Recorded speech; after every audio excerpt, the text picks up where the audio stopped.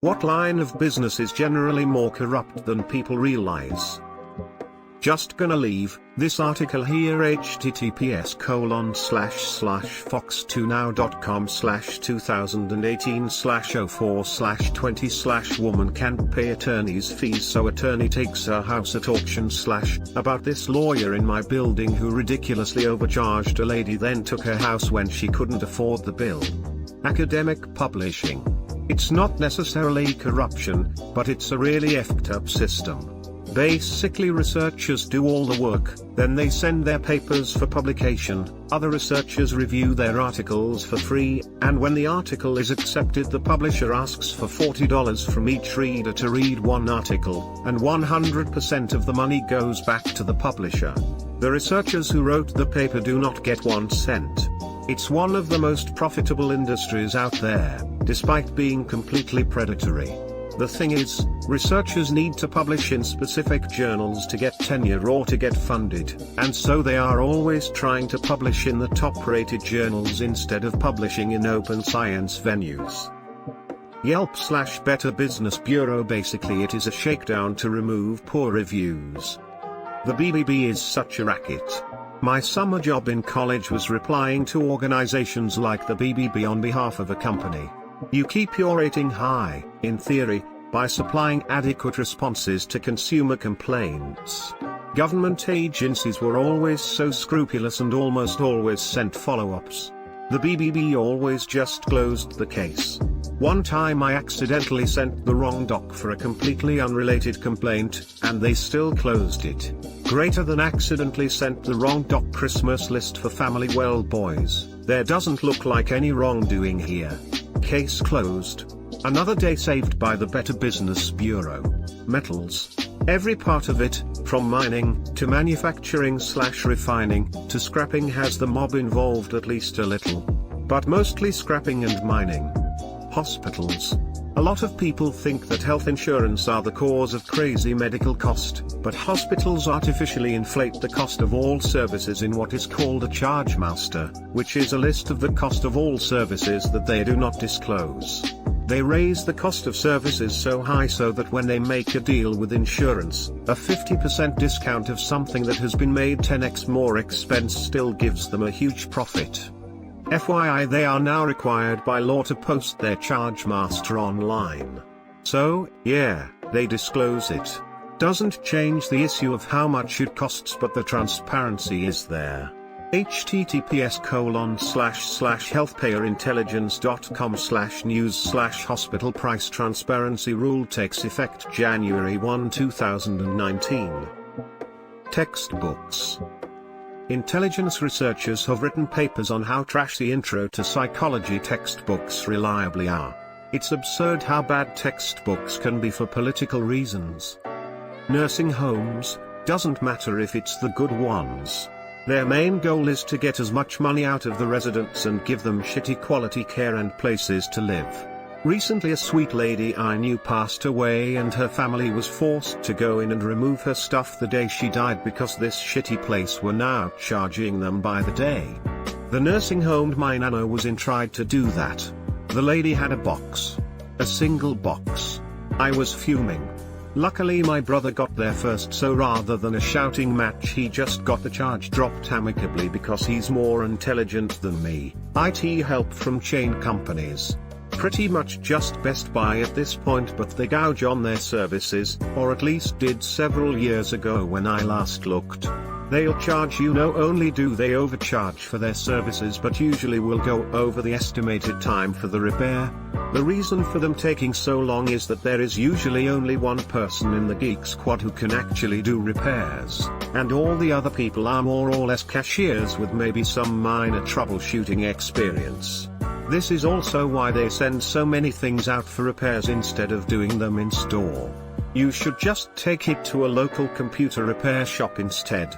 They will probably do it for half the price in half the time, and will probably give you some recommendations on how to prevent having issues in the future. It's just like car mechanics, quality from one location to the next can be wildly different and can change from one year to the next as people graduate from retail locations to a corporate help desk somewhere. The location I worked at had a fair army of actual IT professionals working 1 day a week for the employee discount while I was there, and we honestly tried our best for the customers. But we also got a lot of business from locations across town that were clearly not motivated the same way. The trick is to find a good shop, regardless of size. There were a lot of protect corporate from liability kinds of rules on what we were allowed to do, which I understood to a point but were really irritating. A local shop would have more flexibility on that front. Personally, I'd never pay someone to work on my computer, but the whole retail IT support industry is a tax on ignorance. I also acknowledge I'm frequently paying the same tax when it comes to my car. Education. Specifically the companies that publish textbooks, as well as College Board, the company that has a monopoly on standardized tests in the US. The College Board has lobbied politicians to introduce bills that would have the government pay the standardized test fees for certain students. They also sell students' data. And it's not like students can opt out of taking the test to avoid their data being sold. Is that why they ask for your ACE, etc.? Jewelry. There's a reason as to why the Big Four audit firms shy away from auditing SME jewelry shops, as most are family-run shops with unknown sources of money, improper stock records and no formal books. Pest control. You can buy almost every single thing we use yourself online without a license. For the price you pay for one service, you can get enough stuff to do it yourself for years. Also, almost all major companies now will spray the outside only if you aren't there, because we're required to complete a certain number of jobs a day. So if you never confirmed the appointment we made for you that you never even knew about, guess what? You're still getting sprayed. The first part doesn't sound that shady. You're not paying for poisons to kill pests, you're paying for people to come use them to kill pests so you don't have to be bothered. I can buy everything a maid uses to clean my house, but I pay her because I don't want to do the labor. Greater than so, if you never confirmed the appointment we made for you that you never even knew about, guess what? You're still getting sprayed. Okay, this. What the fuck? You're going to come spray my house when I've never even scheduled an appointment? I'm spraying it right now, motherfucker. What you gon' do? We've been trying to reach you about your car's extended warranty. Hiring temp employees. Besides the low pay and zero respect, there is also the health insurance scams. I had an agency charge me $8,000 per year automatically for a health insurance package that only covered $5,000 after my initial upfront costs of $5,000. In short, I had to pay $13,000 just to get $5,000 worth of coverage. Which was of course denied, claiming a pre-existing condition. Being hit by a car is pre-existing, apparently. My husband was once hired as a contractor through a temp agency. The company who contracted him promised they'd make him a full-time employee with benefits after a year. I don't consider it a coincidence that he was fired less than a month before that year was up. Worse, he didn't qualify for unemployment since he was a temp. It's a fucking racket. In my country, police are some of the most corrupt government servants. They need to pass a very competitive exam to even be considered for the job. They need to pay bribes to the police recruitment board to get into the force after passing the exam. They need to pay bribes to the placement board after training and compulsory rural service to get a posting to an area of their choice. They need to keep ministers, politicians, local gangs protected to keep earning extra money. After this, they expect you to pay at least $100 for every time they stop you in traffic. They are arrogant AF. They have to work 12 hours a day, and will take out their frustration on any common man who tries to get help from them. They will normally list stolen mobiles as lost, so that they do not have to investigate, and the crime stats remain in check. They normally, but reluctantly, help anyone who is well connected, or can pay them something extra to do their job. They do not care about the common man, and believe that the laws exist only so that they can extort more money from the tax-paying citizens. Their motto is to wring the last buck out of the common man, terrorize the population, help only the rich and powerful, while not paying heed to the citizens' call for help. They are the Indian police. I believe most of the above rant will apply to many other countries, states, police. I could tell it's India from the first few lines. The fines nowadays are blatant extortion. I have a relative who wanted to get into the police force as a constable, and they asked for $500K in 1997 just to recruit him. $500K is a princely sum for anyone even today. Mortuary services. You do not need to be embalmed, you do not need an expensive casket, and they are overcharging you for everything. It's a disgusting extortion racket no one does anything about. Worked in the funeral business, can confirm. I used to be written up on evaluations for not upselling caskets, vaults, and urns to families. Legally you don't even need an urn, if you provide the funeral home with a container they have to use it. I put someone in a coffee can once just like Donnie in The Big Lebowski. We had our mother's ashes put in a cardboard box because we had our own plans. The funeral home didn't give us any problem at all. Nice guys. Real estate, the most corrupt line, that's how you hide your black money. Fixer-upper is the go-to way if you need to launder large amounts. I don't understand how. Like, if you spend $50,000 to upgrade it, but only say you spent $10,000, I guess that write-off is now clean. But you did spend $40,000 extra on a house. For-profit universities, University of Phoenix, DeVry, etc. There's one called Argosy that just shut down for scamming students out of their federal loans. Towing. Companies who tow cars are shady as absolute fuck. I had my car towed from the scene of an accident, and I couldn't get an insurance estimate for 4 days because the tow company claimed they didn't have it. Then they charged the insurance company for 4 days of storage after I went to their lot myself and took pictures of my car sitting there. Here in WA, they can sell your car at an auction if they have it for 100 hours. A friend's car got towed from an accident, and it took him nearly that long to find it. I gave him a ride there, and they already had his car on a car carrier to take to an auction. He almost lost his car. Sounds like they have every incentive to pretend that your car isn't in their lot for those 100 hours. I feel like only 5% of crypto-related businesses are ever actually legit. Like, people know there's a lot of sketchiness in that industry. I've just seen so many invest craploads in it anyway and wind up massively screwed. For example, Mt. Gox, Quadriga, etc. Then they have basically zero recourse because crypto is decentralized and therefore incredibly difficult to trace for law enforcement. That actually isn't too far off. I'm in online marketing, and 2 years ago there were so many crypto-focused businesses, many of which are gone. There were even people advertising their pump and dump services. Crypto might someday be something. But right now it's the shadiest of shady investments. It's like what penny stocks were in the 90s. I would rather invest in a fucking money market account. Autism Speaks. Fuck Autism Speaks. This. If you were considering a donation to AS, give it to the Autistic Self-Advocacy Network instead.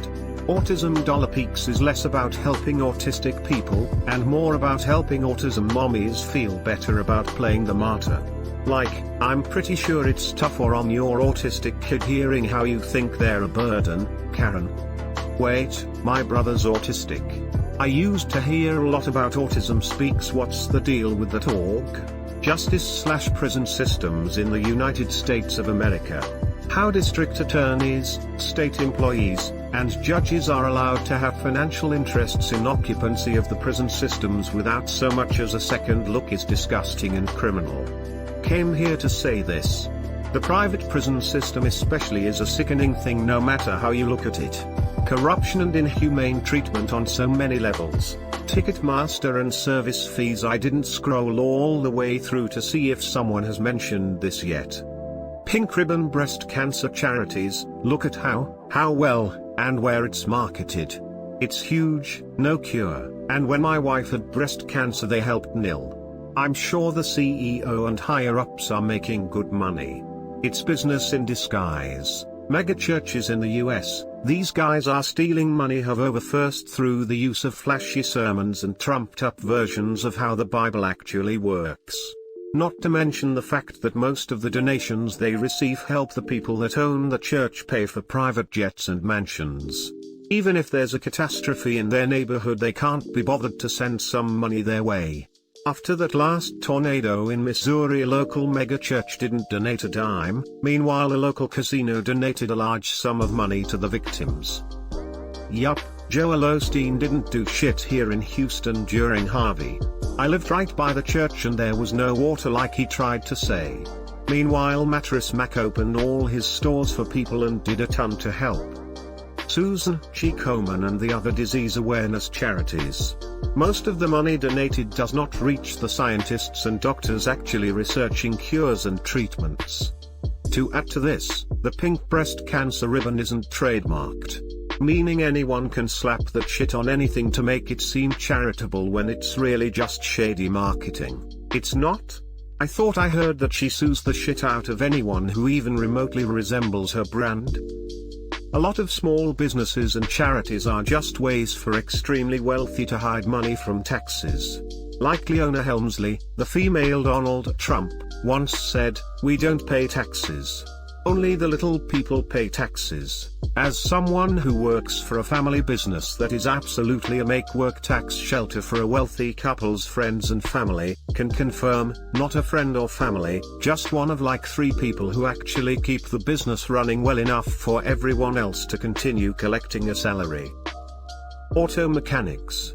There are plenty of honest shops out there, but there are also lots of places that won't think twice about charging for unnecessary repairs, and even for work they haven't actually done. Make sure you're going to someone you know you can trust. My mother's car was running rough, so she took it to a chain shop. They told her that it needed this list of 5 things and that it would be over $400. She then had me look at it since I'm a hobbyist car mechanic. Nothing on that list that they gave her was wrong or needing work. It was all a lie. And the real problem wasn't on that list and was one that I noticed in under 2 minutes of actual looking and fixed it with 10 minutes of work and a $35 part. If she paid that shop for all of that unnecessary work, her car would still be running poorly because they couldn't even be bothered to actually try to fix the issue while they were trying to scam her. What, was a filter clogged or a gas cap loose? On the opposite foot, casinos are generally much less corrupt than you would think. There is so much regulation and the threat of losing a license is a big deal. Ice cream trucks. There's a lot of cash, and the one I worked for would buy from a grocery store with cash to keep items sold off of the books. And there is the cocaine.